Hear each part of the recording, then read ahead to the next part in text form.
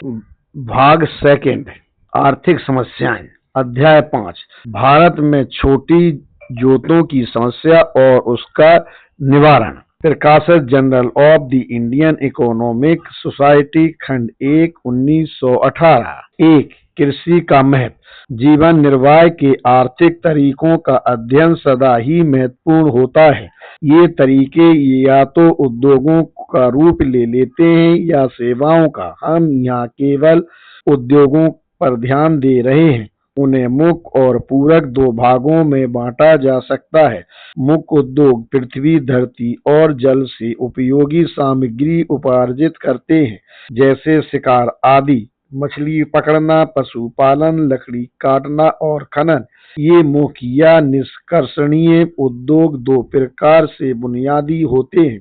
एक, ये प्रकृति से उपयोगी सामग्री प्राप्त करते हैं जो मनुष्य के निर्वाह की मूल स्रोत बन जाती है, और दो, वे पूरक या निर्माण उद्योगों के लिए कच्चा माल प्रदान करते हैं, क्योंकि औद्योगिक निर्माण डॉक्टर फ्रैंकलिन के शब्दों में पदार्थ का केवल रूप ही परिवर्तित होता है। राष्ट्रीय दृष्टिकोण से भी मुख्य उद्योगों का महत्व असंदिग्ध है। मुख्य उद्योग महत्वपूर्ण तो है ही, परंतु इन सब में कृषि अधिक महत्वपूर्ण है। यह सबसे प्राचीन उद्योग है और अन्य सभी उद्योग, चाहे मुख्य हो या गौण, इस पर आधारित है, क्योंकि यह उद्योग अनाज के उत्पादन से संबंधित है। इसलिए इसकी समस्याओं पर हमें सबसे अधिक गंभीरता पूर्वक विचार करना चाहिए। परंतु भारत जैसे देश में जो पूरी तरह कृषि पर निर्भर करता है, वहाँ तो इसके महत्व पर अधिक जोर देने की आवश्यकता ही नहीं है।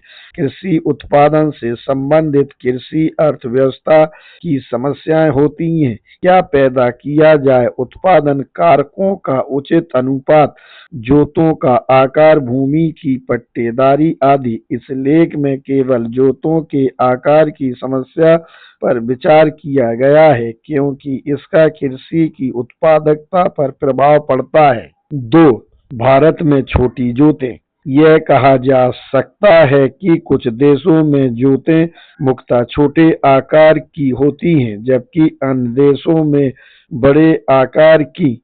एडम स्मिथ के अनुसार मुख्यतः जब सैनिक जीवन की अनिवार्यता के कारण ज्येष्ठ पुत्र को अधिकार प्रदत्त करने का नियम अपनाया गया, तो बड़ी जोतों की रचना और संरक्षण शुरू हुआ। जब राष्ट्र में अपेक्षाकृत शांतिपूर्ण स्थिति के कारण समान उप विभाजन किया जाता है, तो उससे छोटी जोतें अस्तित्व में आती हैं। एडम स्मिथ ने कहा है, जब भूमि को अन्य चल वस्तुओं की भांति निर्वाह और खुशी मनाने का साधन मात्र माना जाता है, तब उत्तराधिकार का स्वाभाविक कानून इसे परिवार के सब बच्चों में बांट देता है, क्योंकि पिता परिवार के सभी प्रिय बच्चों को निर्वाह और उपभोग की एक जैसी सुविधाएं देना चाहता है। अतः इस तरह जोतें छोटी होती जाती हैं। परंतु जब भूमि को केवल निर्वाह के अतिरिक्त सत्ता और संरक्षण का भी साधन माना जाता है, तब यह बेहतर समझा जाता है कि भूमि अभी विभाजित रूप में केवल एक के ही पास जाए। उन अवस्था भरे दिनों में भूमि के उपविभाजन का मतलब उसे विनष्ट करने के समान था, जिसके हर भाग को पड़ोसी हड़प जाते हैं। इसलिए भू संपत्तियों के उत्तराधिकार के बारे में ज्येष्ठ पुत्र के अधिकार का कानून बना। अतः इस तरह बड़ी जोतें हो जाती हैं। इसलिए इंग्लैंड बड़ी जोतों वाला देश है। क्रांति के बाद वाला फ्रांस जो छोटी जोतों वाला देश है। यही स्थिति हॉलैंड और डेनमार्क में है। जहां तक भारत की स्थिति है, 1896-97 और 1900-01 में जोतों का आकार इस प्रकार था। जोतों का आकार एकड़ में: कॉलम नंबर 1 वर्ष, column number 2 Assam, column number 3 Bombay, column number 4 मध्य प्रांत, कॉलम नंबर 5 मद्रास। 1896-97 3.37, 24.07, 17/7 1900-01 3.02 23.9 48/7 हाल के वर्षों का अधिक सही यद्यपि अधिक सीमित क्षेत्र की जानकारी बड़ौदा राज्य के बारे में उपलब्ध है। राज्य में जोतों के आकार के आंकड़े बीघों में संक्षिप्तः नीचे दी गई सारणी में दिए गए हैं।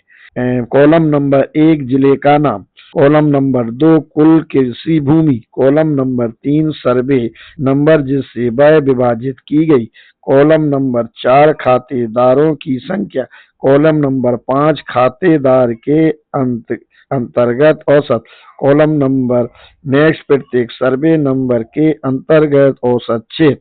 बड़ौदा 17,17,319, 4,30,601, 1,07,639, 15-19-2 4, कड़ी 25,13,982, 5,89,687, 1,41,145, 17-16-5 4 सही 1/4, नवसारी 10,46,176, 2,16,748, 52,652, 19-17-8 4, अमरेली 9,72,040, 55,635, 17,214, 36-9-7 3 सही 1/4, योग 82,49,517, 12,92,671, 3,18,649, 17-10-10 3 सही 7/8, 8 बीघे बराबर 5 एकड़। एक और जांच पड़ताल डॉक्टर H.S. मान और उनके सहयोगियों द्वारा पूना के निकट पिंपपाला सौदागर नामक गांव में की गई थी, जिससे खासकर छोटी जोतों की सही स्थिति का पता चलता है। उस गांव की इन जोतों के आकार नीचे दी गई सारणी में दिए गए हैं। कॉलम नंबर 1, कॉलम नंबर 2 प्रत्येक आकार की जोतों की संख्या, कॉलम नंबर 3 प्रत्येक आकार की जोतों की संख्या, 20 एकड़ से अधिक 1, 10 से 20 एकड़ 7, 5 से 10 एकड़ 21, 3 से 5 एकड़ 25, 2 से 3 एकड़ 67, 1 से 2 एकड़ 164, 30 से 40 गुंठा 75, 20 से 30 गुंठा 136, 15 से 20 गुंठा 71, 10 से 15 गुंठा 57, 5 से 10 गुंठा 59, 5 से कम 25, 40 गुंठा बराबर 1 एकड़। टिप्पणी, इस सारणी में बहुलक जोत आकार 1 और 2 एकड़ के बीच है। बहुलक उस सांख्यिकीय औसत को कहते हैं जिसमें आवर्ती की संख्या सर्वाधिक होती है। इन सारणियों से आसानी से पता चलता है कि जोत का औसत आकार बम्बई प्रेसिडेंसी में 25.9 एकड़ है, तो पिंपाला सौदागर में ये 1 और 2 एकड़ के बीच है। कहा जाता है कि जोतों का अत्यधिक छोटा आकार भारतीय कृषि के लिए बहुत हानिकारक है। निसंदेह छोटी जोतों में बहुत सी बुराइयां होती हैं, पर यदि वे छोटी जोतें संयत हों तो इनकी बहुत सी बुराइयां कम हो जाएं, परंतु दुर्भाग्यवश ऐसा है नहीं। यद्यपि लगान की दृष्टि से भूमि के सभी टुकड़ों को किसान की एक ही जोत माना जाता है, परंतु काश्तकारी की दृष्टि से वे कई अलग अलग छोटे छोटे जमीन के टुकड़े होते हैं, जिनके बीच में अन्य लोगों की जमीन के टुकड़े आते हैं। जोत कितने टुकड़ों में बिखरी हुई होती है, यह केवल कागज पर नक्शा बनाकर दिखाया जा सकता है, पर चूंकि हम नक्शा नहीं दे सकते, इसलिए हमें इसी जानकारी से संतोष करना पड़ेगा कि एक जोत में भूमि के कितने टुकड़े हैं। हर जोत में जमीन के टुकड़ों की संख्या से पता चलेगा कि वह कितनी ज्यादा विखंडित है। प्रश्न के इस पहलू पर प्रभाव डालने के लिए हमारे पास भारत के आंकड़े नहीं हैं, परंतु माननीय G.F. कीटिंग ने 1946 में सरकार को दिए गए अपने एक नोट में बम्बई प्रेसिडेंसी के सभी जिलों के कुछ मामलों के बारे में आंकड़े एकत्र किए थे। ये आंकड़े सुबोधता की दृष्टि से आगे सारणी में दिए गए हैं। कॉलम नंबर 1, मामला 2, गांव सिरगांव का रत्नागिरी जिला। रत्नागिरी के 2 कॉलम, जोत का क्षेत्रफल, अलग टुकड़ों की संख्या। मामला 5, गांव बदलापुर का कल्याण जिला। थाना के 2 कॉलम, जोत का क्षेत्रफल, अलग टुकड़ों की संख्या। मामला 6, गांव कारा का मवाल जिला पूना। 2 कॉलम, जोत का क्षेत्रफल, अलग टुकड़ों की संख्या। मामला 7, गांव अल्थान का घोरसी जिला सूरत। 2 कॉलम, जोत का क्षेत्रफल, अलग टुकड़ों की संख्या। मामला 9, जिला सूरत, जोत का क्षेत्रफल, अलग टुकड़ों की संख्या। मामला 10, जिला खेड़ा। 2 कॉलम, जोत का क्षेत्रफल, अलग टुकड़ों की संख्या। मामला 12, गांव लहरसुना। तारीख तारा कोरे गांव जिला सतारा। 2 कॉलम, जोत का क्षेत्रफल, अलग टुकड़ों। एकड़ गुंठा 1, 2। एकड़ गुंठा 1, एकड़ गुंठा, एकड़ गुंठा, एकड़ गुंठा 1, 2, 3, 4, 5, 6, 7, 8, 9, 10, 11, 12, 13, 14 खाली खाली खाली। मामला नंबर 2 में डैश 34 सही 1/2 guntha 3, 48, 6, 53, 60, 0, 27 dash dash 9, 1, 0, 14, 62, 13, 27, 18, 6 dash 33, 2, 67, 0, 38, 2, 27, 8, 85, 0, 8, 13, 0, 8, 65, 34, 23, 23, 7 dash 20, 3, 1, 9, 6, 2, 31, 5, 26, 9, 8, 22, 0, 20, 36, 16, 16, 36, 3, 1, 14, 5, 6, 30, 8, 16, 6, 7 dash dash dash 3, 6, 4, 7, 9, 5, 22, 10 1, 30, 5, 24, 0, 17, 2, 35, 6 dash dash dash 5, 0, 7, 5, 26, 5 dash dash 1, 30, 10 सही 3/4 4 dash dash dash dash dash dash dash dash dash 1, 26, 9, 13, 16, 6 dash dash 6, 33, 9 dash dash dash dash dash dash dash dash 0, 26, 9, 28, 4, 15 dash dash 3, 29 सही 3/4 7 dash dash dash dash dash dash dash dash dash dash dash dash 12, 10, 8 dash dash 2, 20 सही 1/2 2 dash dash dash dash dash dash dash dash dash dash dash dash 12, 7 3 dash dash dash 35 सही 3/14 3 dash dash dash dash dash dash dash dash dash dash dash dash 5, 26, 5 dash dash dash dash dash dash dash dash dash dash dash dash dash dash dash dash 5, 34, 5 dash dash dash dash dash dash dash dash dash dash dash dash dash dash dash dash dash 3, 39, 3 dash dash A माने एकड़, गु माने गुंठा, ता माने तालुका, जी माने जिला। जोतों का छोटा और बिखरा हुआ होना हमारे इस महान राष्ट्रीय उद्योग के लिए गहन चिंता का एक वास्तविक कारण बन गया है। अन्य देशों के आंकड़ों से तुलना करने पर भारत के आर्थिक जीवन के बहुत उल्लेखनीय परंतु घोर चिंताजनक 2 और तथ्य भी हमारे सामने आते हैं। 1, भारत मुख्यतः एक कृषि प्रधान देश है और 2, इसकी कृषि उत्पादकता विश्व में सबसे कम है। 1, विभिन्न देशों के धंधे संबंधी आंकड़े।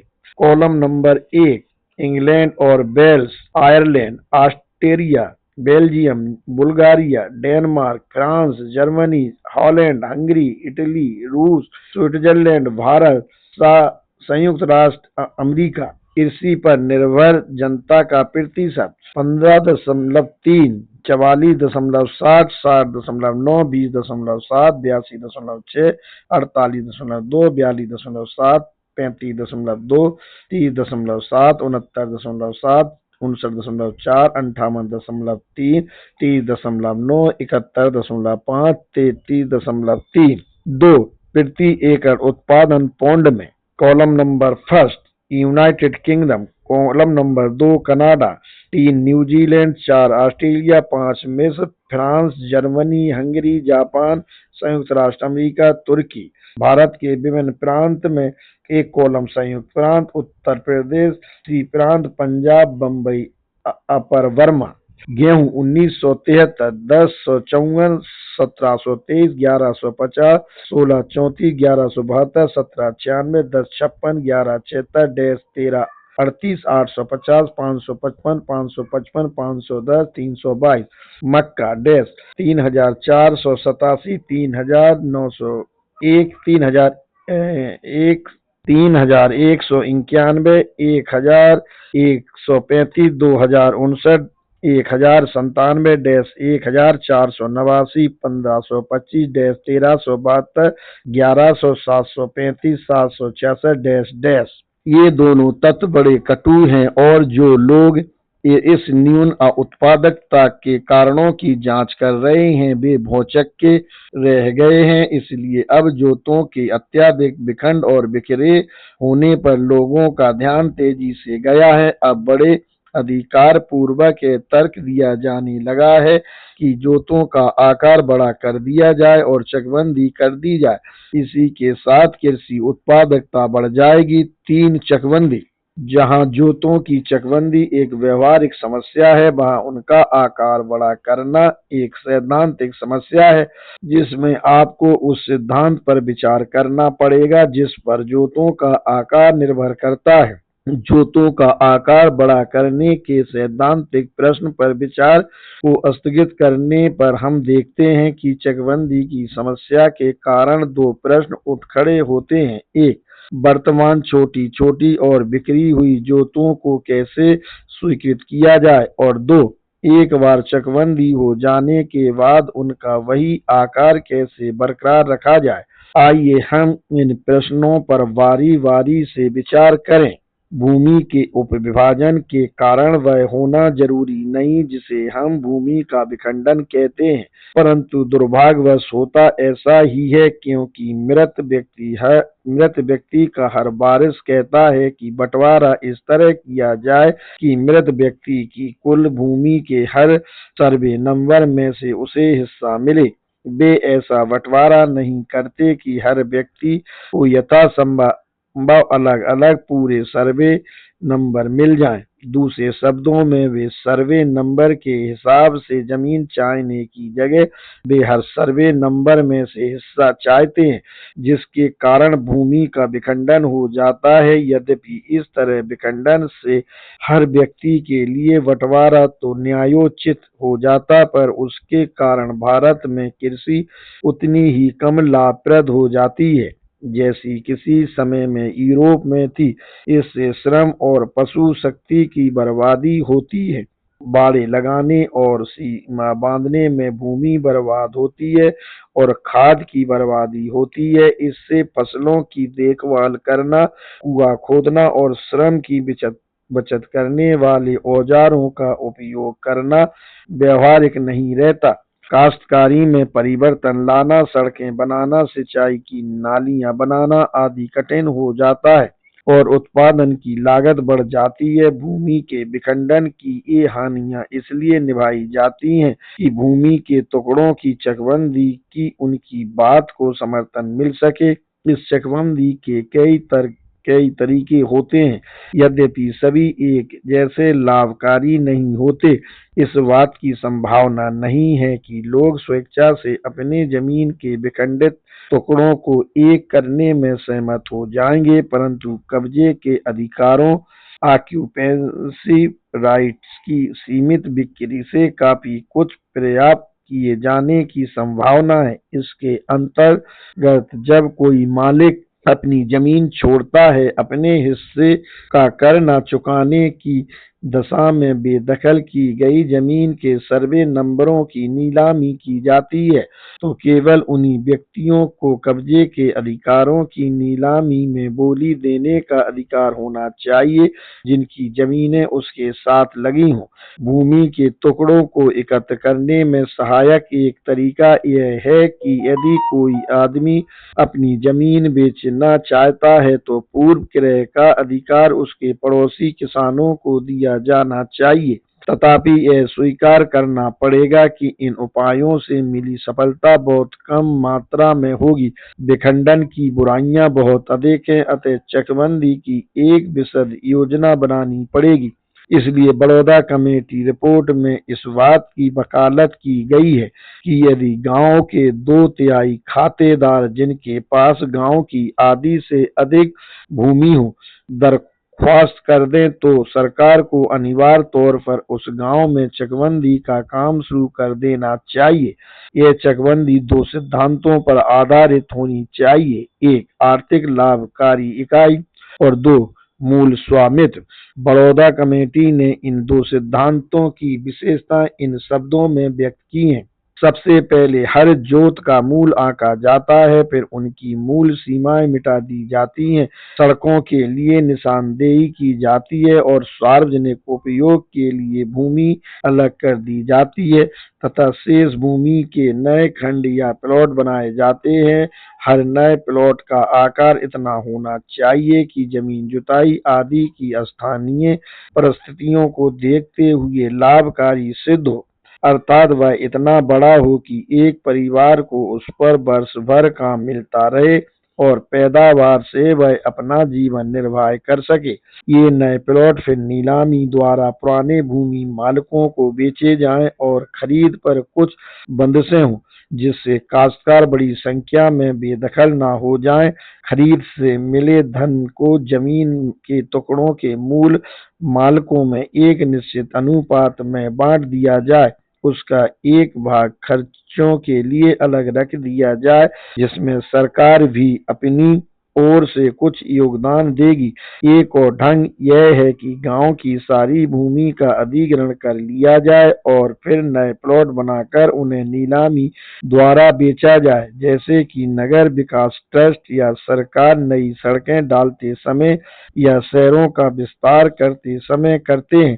परंतु कृषि भूमि का सुधार करते समय हम इसे अपनाने की सिफारिश नहीं करेंगे क्योंकि इससे भूमि से सट्टेबाजों को बढ़ावा मिलेगा और छोटी जोतों के मालिक इतनी बड़ी संख्या में बेदखल हो जाएंगे कि उन्हें बड़ी मुसीबत का सामना करना पड़ेगा। दूसरे तरीके के अनुसार जब चकबंदी करने का फैसला कर लिया जाए तो सभी खातेदारों और उनकी जोतों की सूची बना ली जाए और पंच लोग बाजार भाव के आधार पर जोतों का मूल्य लगा लें। फिर भूमि का पुनर्वितरण कर दिया जाए और हर खातेदार को उसकी मूल जोतों के अनुपात में यथासंभव उसी मूल्य का एक प्लॉट दे दिया जाए। इस तरीके में किसी भी खातेदार को भूमि से वंचित नहीं किया जाता, हर किसी को जमीन मिल जाती है और उसे अपनी छोटी छोटी बिक्री हुई जोतों की जगह उनके कुल क्षेत्रफल के लगभग बराबर एक प्लॉट मिल जाता है। केवल बहुत थोड़े से ही लोग ऐसे हो सकते हैं जिनकी जोतें इतनी छोटी हों कि उन्हें किसान बनाए रखना उचित नहीं होगा और उन्हें अपनी भूमि खो देनी पड़े, परंतु इस तरह उन्हें भी फायदा होगा क्योंकि उन्हें भी अपनी थोड़ी सी भूमि के पूरे पैसे मिल जाएंगे। बड़ौदा कमेटी ने दूसरे तरीकों को पसंद किया है क्योंकि यह उस सिद्धांत पर आधारित है कि किसी को भी सिवाय उन थोड़े से लोगों के जिनकी जमीन बहुत ही कम थी जमीन से वंचित नहीं किया जाता। इस तरह छोटे से आदमी को भी अपनी दशा सुधारने का मौका मिलेगा। भूमि के हर मालिक को भूमि का एक नया सुसंयत प्लॉट मिल जाएगा जिसका मूल उसकी छोटी छोटी और बिक्री हुई जोतों के अनुपात में होगा। इस तरह पिछले उप विभाजन और उनसे जुड़ी हुई बुराइयां खत्म हो जाएंगी। चकबंदी के बारे में प्रोफेसर H.S. जेवंस का कथन है, गांव के पुनर्गठन के तरीके का चुनाव हमें जिन सिद्धांतों के आधार पर करना चाहिए वे नीचे वर्णित हैं। पहली बात तो यह है कि जहां तक हो सके अनिवार्यता से बचना चाहिए और यह सिद्धांत अपनाना चाहिए कि जब तक किसी क्षेत्र के आधे से अधिक क्षेत्रफल के मालिक परिवर्तन की मांग न करें, वहां कोई परिवर्तन थोपा न जाए। जब किसी क्षेत्र में यह शर्त पूरी हो जाए तब यह होगा कि सरकारी देखभाल में चकबंदी स्वीकार करने के लिए विवश किया जाए। दूसरे, इस काम पर होने वाला व्यय यथासंभव कम से कम रखा जाए। तीसरे, विभिन्न स्थानों में पहले कुछ वर्षों में पुनर्गठन के काम में पर्याप्त लचीलापन रखा जाए। चूंकि यह उपक्रम प्रायोगिक चरण में होगा, इसलिए अलग अलग उपाय अपना कर देखे जा सकते हैं और उनमें से जो सर्वोत्तम लगे उसे अंततोगत्वा अस्थायी नियम बनाने के लिए चुना जा सकता है। चौथे, हो सकता है कि पुनर्गठित गांवों में वर्तमान काश्तकारी कानून में पर्याप्त परिवर्तन करने की जरूरत अनुभव की जाने लगे।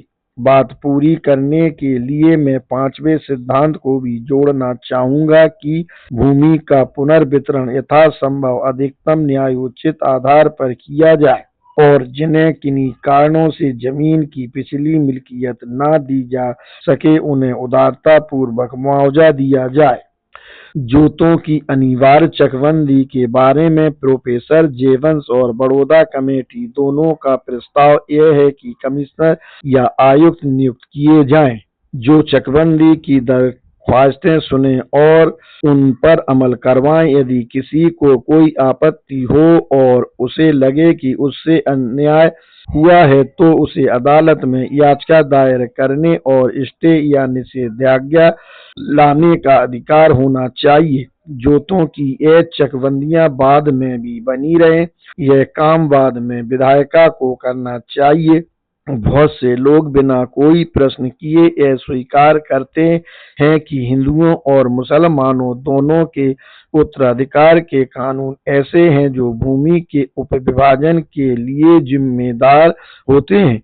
किसी हिंदू या मुसलमान के लिए मृत्यु के बाद उसके वारसों को यह अधिकार होता है कि बिना किसी रुकावट या कठिनाई के वे मृतक की संपत्ति में समान हिस्सा प्राप्त कर सकते हैं। अब यदि नई चकबंदी वाली जोत पर भी विरासत का यही कानून लागू होता रहा तो वह जोत अपने नए आकार में लंबे समय तक नहीं बनी रहेगी। यह चकबंदी के बाद भी विरासत का एक कानून बना रहा तो चकबंदी बहुत देर तक टिकेगी नहीं। पर उत्तराधिकार का वर्तमान कानून कैसे बदला जाए? यदि समान उपविभाजन का कानून न रहे तो उसकी जगह ज्येष्ठाधिकार का कानून अपनाया जाए। बड़ौदा कमेटी का विचार है, यह आवश्यक नहीं है कि इसे लागू किया जाए, जरूरत सिर्फ इस बात की है कि एक निश्चित सीमा के बाद भूमि का उपविभाजन न होने दिया जाए और अच्छी कृषि के लिए यह सीमा तय की जा सकती है।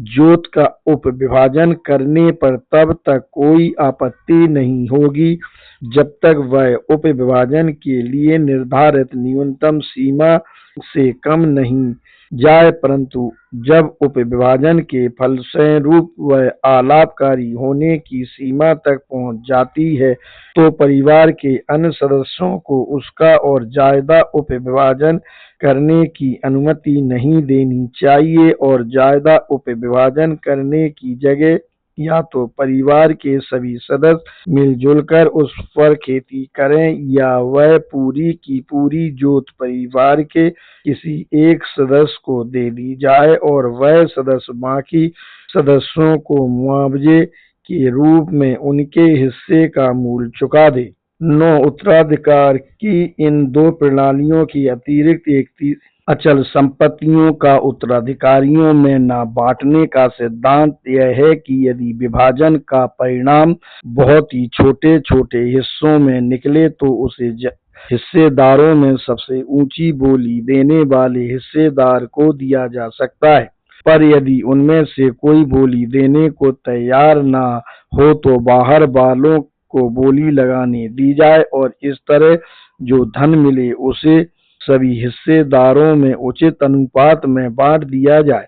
इसी सिद्धांत को भारतीय बंटवारा अधिनियम 1893 की संख्या 4 धारा 2 में स्वीकार कर लिया गया है, जिसमें कहा गया है, जब कभी बंटवारे के किसी मामले में जिसमें यदि वह इस अधिनियम के लागू होने से पहले दायर किया गया हो, बंटवारे की डिक्री पास कर दी गई थी, अदालत को यह लगता है कि संपत्ति की प्रवृत्ति ऐसी है या उसके हिस्सेदारों की संख्या ऐसी है या कोई ऐसी विशेष परिस्थितियां हैं कि बंटवारा उचित ढंग से या सावधानी पूर्वक नहीं किया जा सकता और एक ही संपत्ति की बिक्री करके सभी हिस्सेदारों को धन के वितरण से अधिक लाभ होगा, तो अदालत यदि चाहे तो किसी भी हिस्सेदार के निजी या सामूहिक अनुरोध पर संपत्ति की बिक्री का और प्राप्त धन के विवरण का निर्देश दे सकती है। यदि उत्तराधिकार के कानून में इस तरह के परिवर्तन लाना उचित हो तो इसके लिए केवल सिविल प्रक्रिया संहिता में संशोधन की आवश्यकता होगी और अदालतों के लिए यह लाजमी हो जाएगा कि ऐसी स्थिति में बंटवारे की अनुमति न दें जब वह पूर्व निर्धारित आर्थिक सीमाओं से खेत का आकार कम कर दें।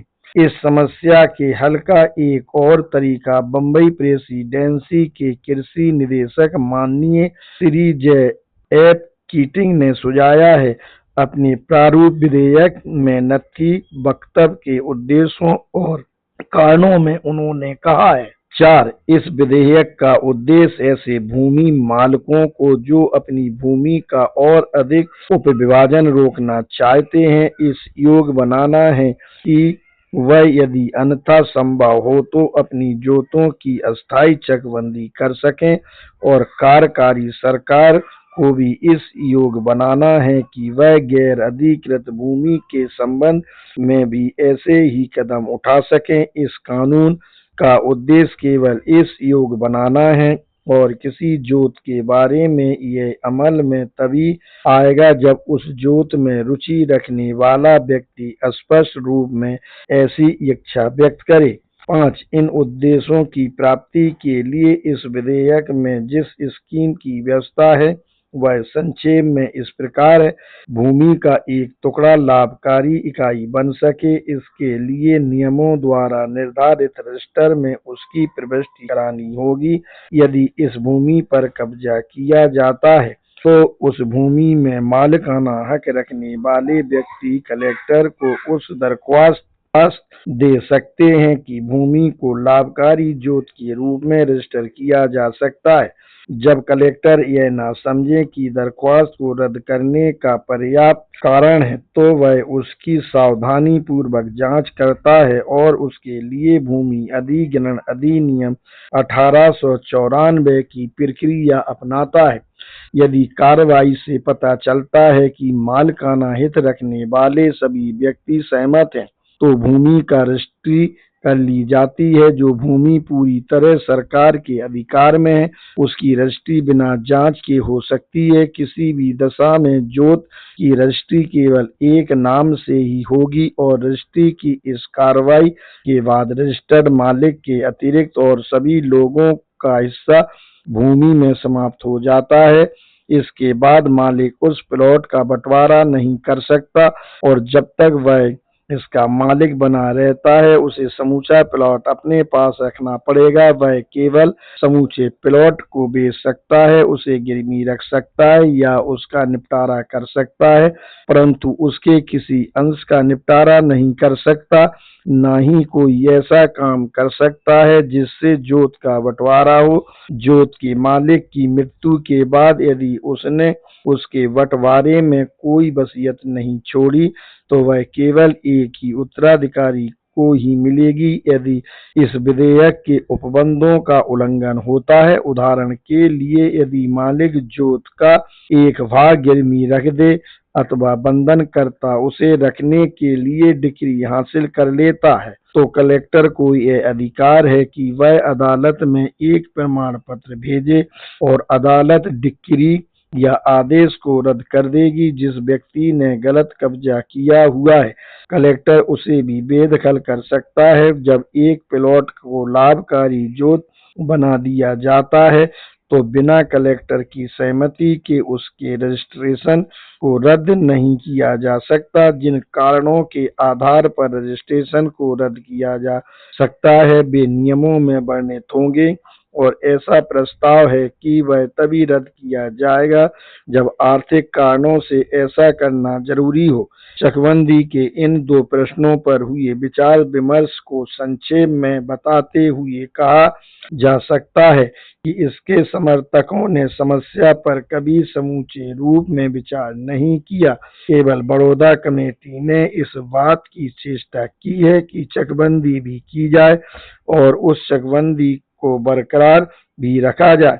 प्रोफेसर जेवंस ने चकबंदी के परिणामों को संरक्षित रखने पर कोई ध्यान नहीं दिया। श्री कीटिंग ने चकबंदी के प्रश्न की चर्चा ही नहीं की। उन्होंने केवल इस बात पर ध्यान दिया है कि भूमि के और अधिक विखंडन की रोकथाम की जाए, पर जोत की लाभकारी जोत के रूप में प्रविष्टि होने के बाद भी उसका विखंडन हो सकता है। उनके उपाय से तो जोतें उसी रूप में बनी रहेंगी जिसे वे रजिस्ट्री के समय थी, अर्थात वह उनका आकार कम नहीं होने देगी, पर साथ ही वे छोटी छोटी बिखरी हुई रहेंगी। अपने कानून के बावजूद श्री कीटिंग स्थिति को उसी रूप में रहने देना चाहते हैं जिस रूप में वह विद्यमान है।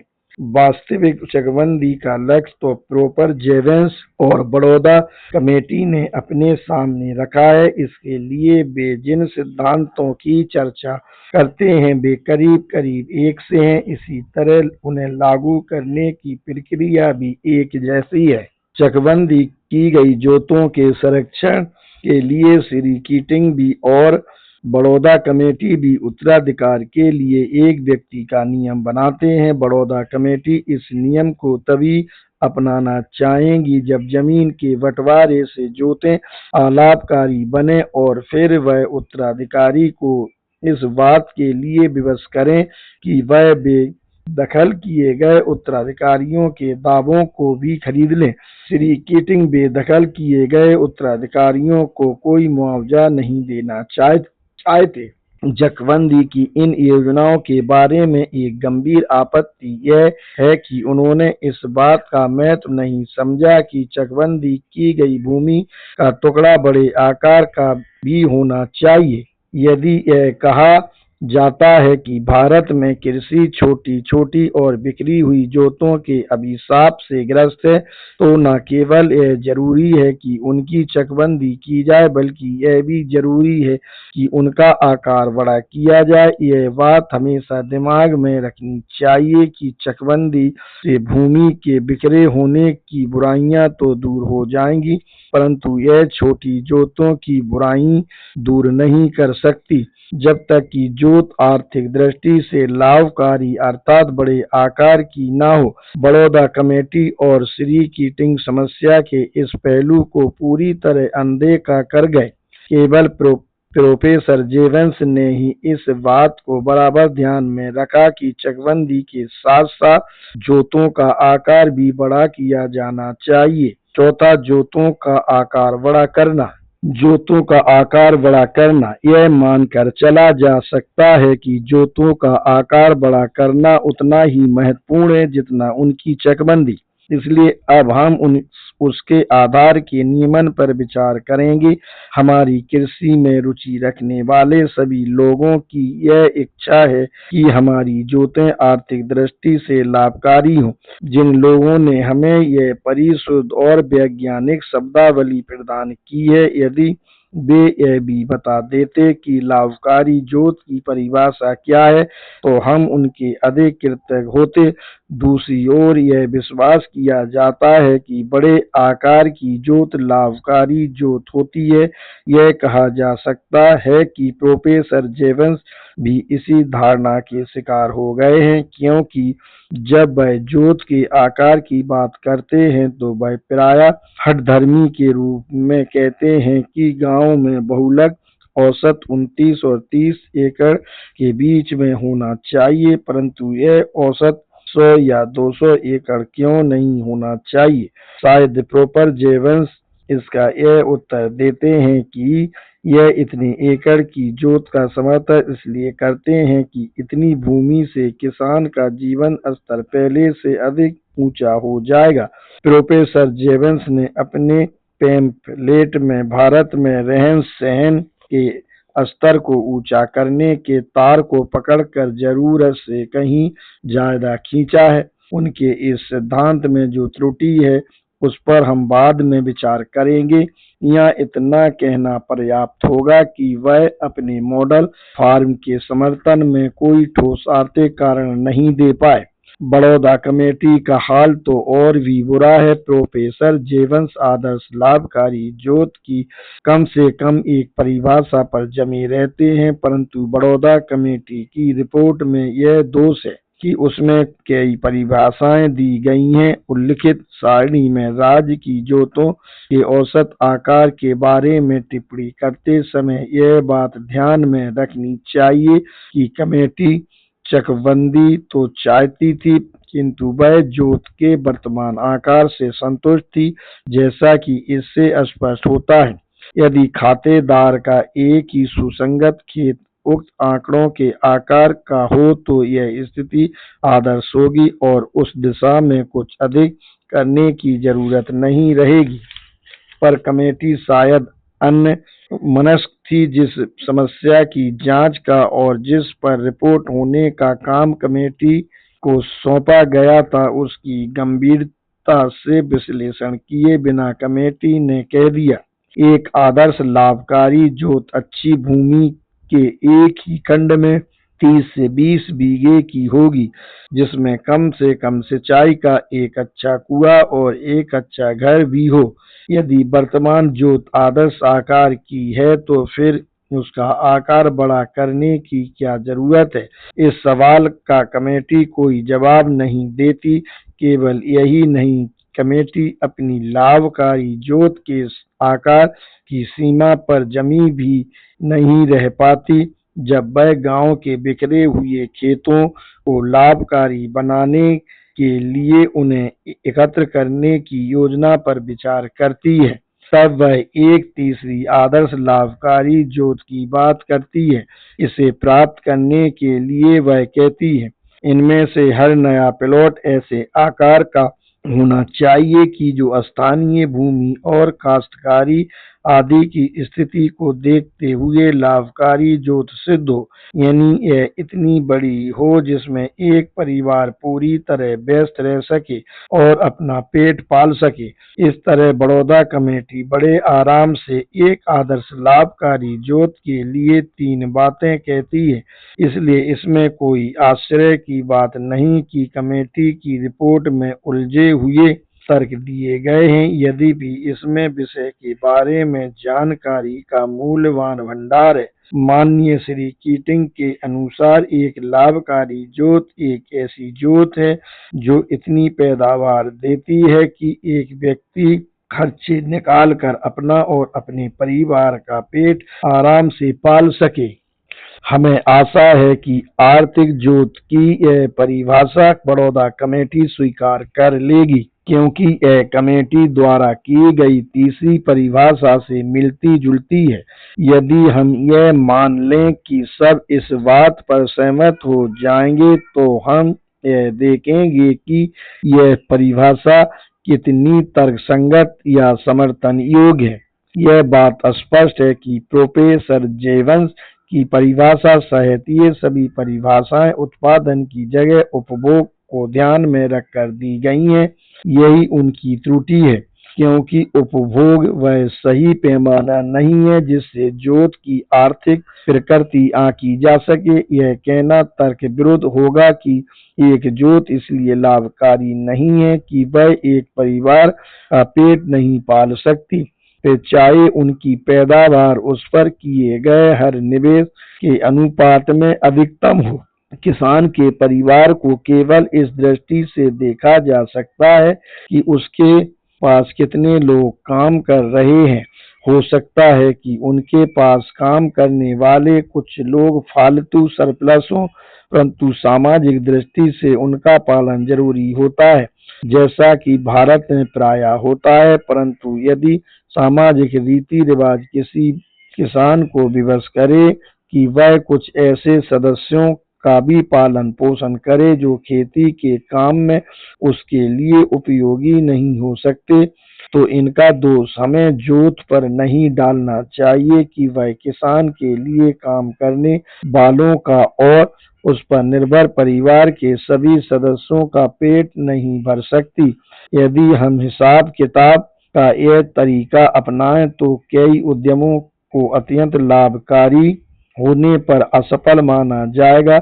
उद्यमी के परिवार और उसके कुल उत्पादन या पैदावार के बीच कोई आर्थिक संबंध नहीं हो सकता। आर्थिक संबंध तो केवल कुल उत्पादन और कुल निवेश के बीच हो सकता है। यदि निवेश के मुकाबले कुल उत्पादन अधिक होता है तो कोई भी उद्यमी अपना उद्योग इसलिए बंद करने की नहीं सोचेगा कि इससे उसके परिवार के लिए पर्याप्त पैदावार नहीं होगी। यह बात स्पष्ट है कि यद्यपि उत्पादन उपभोग के लिए होता है, तथापि उन्हीं लोगों के उपभोग को ध्यान में रखा जाता है जो उत्पादन में सहायता देते हैं। इस आधार पर यह निष्कर्ष निकलता है कि यदि सच्चा आर्थिक संबंध निवेश और कुल उत्पादन के बीच होता है तो हम केवल ऐसे खेत को आर्थिक दृष्टि से लाभकारी बता सकते हैं जो उत्पादन की दृष्टि से लाभकारी होता है, न कि उपभोग की दृष्टि से। इसलिए कोई भी परिभाषा जो उपभोग को आधार मानकर बनाई जाती है वह आर्थिक जोत के बारे में गलत अनुमान लगाती है। वह तो निश्चय ही उद्यम के उत्पादन पर निर्भर करती है। और आगे बढ़ने से पहले हम कुछ प्रारंभिक टिप्पणियां करके कुछ संदेह दूर करना चाहते हैं ताकि उत्पादन की दृष्टि से आर्थिक जोत को समझने में आसानी हो। शुरू में ही यह मान लेना चाहिए कि एक प्रतियोगी समाज में सदस्यों के, चाहे वे उपभोक्ता के रूप में हो या उत्पादक के रूप में, सभी सौदों का नियंत्रण बाजार की कीमतों द्वारा होता है। इसके लिए हमें एक कीमत वाली प्रणाली में उत्पादन का अध्ययन करना है। आजकल उद्यमी को उत्पादन की सभी आधुनिक प्रक्रियाओं का ध्यान में रखकर कैप्टन की तरह काम करना पड़ता है। यह सारी प्रक्रिया का मार्गदर्शन करता है, उसकी देखभाल करता है और उसकी योजना बनाता है। श्रमिकों और सामान को उत्पादन कार्यों में लगाने वाले उद्यमी ही होते हैं। मुद्रा पर आधारित समाज में उनका सारा हिसाब मूल परिव्यय पर आधारित होता है, न कि मूल उत्पाद पर। चाहे वह अपना उत्पाद बेचे या ना बेचे, उद्यमी लाभ के लिए काम करता है और इसलिए अपना परिव्यय विभिन्न निवेशों में लगाता है। ये निवेश उत्पादन के कारण होते हैं अथवा उन्हें उद्यमी के लिए लागत की संज्ञा दी जा सकती है। परंपरा के आधार पर इन्हें वेतन, श्रम, लाभ, किराया, भूमि और ब्याज पूंजी में बांटा जा सकता है। औद्योगिक तत्व इस वर्गीकरण का समर्थन नहीं करते। वितरण की प्रक्रिया में भाग लेने वाले कई और भी कारक होते हैं जो कि उत्पादन की प्रक्रिया में नजदीक से या दूर से भाग लेते हैं, परंतु इससे कोई फर्क नहीं पड़ता कि कितने कारक हैं और वे एक दूसरे से किस तरह भिन्न हैं। महत्वपूर्ण बात यह है कि उत्पादन के लिए मिलजुल कर उनका उपयोग किया जाए। उत्पादन के विभिन्न कारकों का उपयोग समानुपाती अनुपात के नियम के अनुसार किया जाता है। इस नियम में बताया गया है कि यदि उत्पादन के विभिन्न कारक गलत अनुपात में लगाए गए तो उससे हानि होना अवश्यम्भी है। यदि इस सिद्धांत का विस्तार किया जाए तो कहा जा सकता है कि एक कारक दूसरे कारक से मिलकर अधिकतम कुशलता से तभी काम कर सकता है जब वह एक निश्चित मात्रा में लगाया गया हो।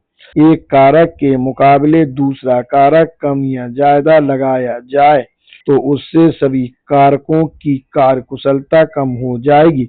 विभिन्न कारकों की परस्पर निर्भरता को देखते हुए यह कहा जा सकता है कि यदि एक कारक की मात्रा में फेरबदल की जाए तो उद्यमी को कुशल उत्पादन के लिए उसी अनुपात में अन्य कारकों में भी परिवर्तन करना होगा। दूसरा कोई तरीका नहीं हो सकता, क्योंकि कुशल उत्पादन का मतलब यही होता है कि हर कारक का अधिकतम लाभकारी ढंग से उपयोग किया जाए, और यह तभी हो सकता है जब उस कारक का अन्य कारकों से वांछित मात्रा में सहयोग इस तरह का एक आदर्श समानुपात होता है जो मिलकर काम करने वाले विभिन्न कारकों के बीच में रहना चाहिए। यद्यपि यह आदर्श विभिन्न कारकों के समानुपात में फेरबदल करने पर बदल सकता है, पर बात स्वीकार करनी पड़ेगी कि यह अनुपात प्रतिस्थापन के सिद्धांत से प्रभावित होता है, क्योंकि विभिन्न कारकों की कीमतों में फेरबदल का इस अनुपात पर प्रभाव पड़ता है। परंतु प्रतिस्थापन के सिद्धांत का सीमित मात्रा में ही प्रभाव पड़ता है और यह अनुपात के नियम को गलत सिद्ध नहीं करता जो हमेशा आर्थिक उत्पादन को चलाता है, और कोई भी उत्पादक हानि उठाए बिना उसकी उपेक्षा नहीं कर सकता। यदि उत्पादन के बारे में उल्लिखित टिप्पणियों को हम लाभकारी जोत की परिभाषा पर लागू करें तो हम यह मानकर चल सकते हैं कि यदि कृषि को आर्थिक उद्यम माना जाए तो छोटी या बड़ी जोत जैसी कोई चीज नहीं हो सकती।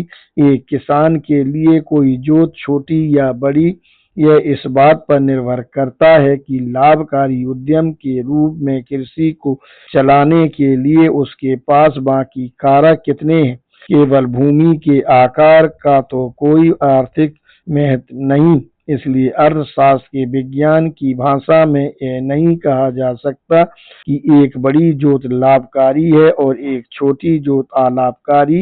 इस तरह एक छोटी जोत भी लाभकारी हो सकती है और एक बड़ी जोत भी, क्योंकि जोत का लाभकारी और अलाभकारी होना उसके आकार पर नहीं बल्कि भूमि समेत सभी कारकों के उचित अनुपात पर निर्भर करता है। इस तरह लाभकारी जोत को यदि कोई धारणा नहीं होना है तो इसमें भूमि, पूंजी और श्रम आदि का इस अनुपात में मिश्रण होना चाहिए कि दूसरों के साथ मिलकर हर कारक का योगदान अधिकतम हो। दूसरे शब्दों में लाभकारी जोत बनाने के लिए किसान के लिए केवल यही काफी नहीं है कि वह भूमि की मात्रा बढ़ाता जाए, उसे कुशल खेती के लिए आवश्यक अन्य कारकों की मात्रा भी उचित रूप में बढ़ानी पड़ेगी और सभी कारकों को उचित अनुपात में रखना पड़ेगा, क्योंकि उसके बिना कुशलता पूर्वक पैदावार नहीं होगी। यदि उसके उपकरण कम हो जाते हैं तो उसे जोत का आकार भी कम करना चाहिए। यदि उसके उपकरण बढ़ जाते हैं तो उसकी जोत का आकार भी बड़ा होना चाहिए। असली मुद्दा यह है कि उपकरण और जोत के आकार का अनुपात गड़बड़ नहीं होना चाहिए, उनमें निश्चित अनुपात रहना चाहिए, और यदि कुछ कारक कम ज्यादा रहते हैं तो उनका अनुपात वही रहना चाहिए। यहाँ हमने जिस तर्क पद्धति का सहारा लिया है वह व्यवहार में भी आई है। एक अर्थशास्त्री के लिए यह प्रसन्नता की ही बात है कि बंबई प्रेसिडेंसी में सर्वे और बंदोबस्त प्रणाली के जनकों ने इसे स्वीकार भी किया और भारत में अपनाया भी। 1840 की प्रसिद्ध संयुक्त रिपोर्ट में इस समस्या का शानदार विवेचन किया गया है। दक्कन में सर्वे प्रणाली लागू करने वालों के सामने प्रश्न यह था कि जायजा किस तरह लिया जाए। क्या यह केवल खेतों का जायजा हो या गांव की सारी भूमि का जायजा लिया जाए, या व्यक्ति या भागीदारों की समूची जोतों का जायजा लिया जाए, चाहे वे भूमि के मालिक हों या इस पर काबिज हों। पर यह बात तो बहुतों को पता है कि काफी विचार विमर्श के बाद खेत का जायजा लेने की प्रणाली अपनाई गई, परंतु यह प्रणाली कोई अपनाई गई इसका पता कम ही लोगों को है। इस संदर्भ में संयुक्त रिपोर्ट का व्याख्यात्मक भाग रुचिकर भी है और शिक्षाप्रद भी। पैरा 6, जायजा लेने के लिए गांवों को अत्यंत छोटे छोटे हिस्सों सर्वे नंबर के हिसाब से में बांटने का एक स्पष्ट लाभ यह है कि उससे काश्तकारों को प्रति वर्ष खेत बड़ा करने या छोटा करने का मौका मिलता है, जो उसे उपलब्ध कृषि पूंजी पर निर्भर करता है। और यह किसान के लिए बहुत महत्वपूर्ण होता है, क्योंकि समूचे भारत में काश्तकार वर्ग के साधन बहुत सीमित हैं। पैरा 7, बीमारी से या किसी अन्य कारण से यदि कुछ बैलों की मृत्यु हो जाए तो उससे किसान गांव में उपलब्ध अपनी पिछली जमीन पर लाभकारी ढंग से खेती करने में कतई अक्षम हो जाता है, और यदि उसे फार्म छोटा करने की सुविधा ना मिले तो इसके फलस्वरूप होने वाली हानि से उसकी पूरी तबाही हो जाएगी। इस निष्कर्ष के संदर्भ में जोतों के आकार के नियमन का प्रस्ताव अविचारित और बेअर्थ लगता है, जैसा कि प्रोफेसर रिचर्ड टी एली ने बताया है। स्पष्ट ही है कि इस प्रश्न का सरल उत्तर नहीं दिया जा सकता। प्रश्न यह है कि खेत या फार्म का आकार क्या हो। शायद सबसे महत्वपूर्ण बात यह है कि भूमि की क्या कीमत है या उसका लगान कितना है। इसके अतिरिक्त कितने बड़े फार्म पर खेती की जाए और कितनी गहनता से खेती की जाए, यह कई और बातों पर निर्भर करता है, जैसे वह कितनी पूंजी की व्यवस्था कर सकता है, जिस किस्म की खेती में वह अधिक प्रवीण है उसको किस किस्म के श्रमिक उपलब्ध हो सकेंगे, खेत मंडी के कितना पास है और माल लाने ले जाने की कितनी सुविधा है। प्रश्न मुख्यतः यह है कि किसान को कितना फायदा हो। इसका फैसला खुद किसान को ही करना है, परंतु इस काम में विधायक और विज्ञान के विद्यार्थी उसे कृषि लेखा जोखा, जो कि सबसे कठिन वाणिज्यिक विज्ञान है, विकसित करने में कुछ सहायता कर सकते हैं। कृषि लेखा जोखा से वे किसान को बता सकते हैं कि कीमतों, वेतन और परिवहन प्रभार में कितने परिवर्तन आ सकते हैं, ताकि फार्म संगठन अपने को इसके लिए तैयार रख सके। यह लोग जोत का आकार निर्धारित करने का दुस्साहस करने को तैयार हैं। उन्हें प्रोफेसर एली की सुविचारित राय से समझ में आ जाएगा कि चाहे उनका विचार कितना ही श्रेष्ठ क्यों ना हो, यह साधारण अंततः विपत्ति लाने वाली ही होगी, क्योंकि इसका फैसला केवल किसान ही कर सकता है। उन्हें यह भी याद रखना चाहिए कि समय के साथ साथ किसान की जोत के आकार में परिवर्तन आ सकता है। उसके उपकरणों में परिवर्तन होने पर उसे उनके अनुरूप आकार की जोत की आवश्यकता पड़ सकती है। एक समय उसे छोटे आकार की जोत उपयुक्त लगेगी तो दूसरे समय बड़े आकार की। इसलिए यदि कोई अर्थशास्त्री जोत का आकार कानूनी रूप से निर्धारित करने की चेष्टा करता है तो इसका मतलब यह है कि वह बहुत अक्लमंद नहीं है। जोत का आकार तो ऐसा होना चाहिए कि जो लाभकारी ढंग से उत्पादन के आधार पर आवश्यकता पड़ने पर बदल सके। जोत का आकार तय कर देने से यह तो हो सकता है कि जोत बड़े आकार की हो, पर यह नहीं हो सकता कि वह आर्थिक दृष्टि से भी लाभकारी हो। आर्थिक दृष्टि से लाभकारी जोत केवल उसके आकार पर निर्भर नहीं करती, यह तो भूमि के कुशल खेती के लिए आवश्यक अन्य उपकरणों से सामंजस्य पर निर्भर करता है।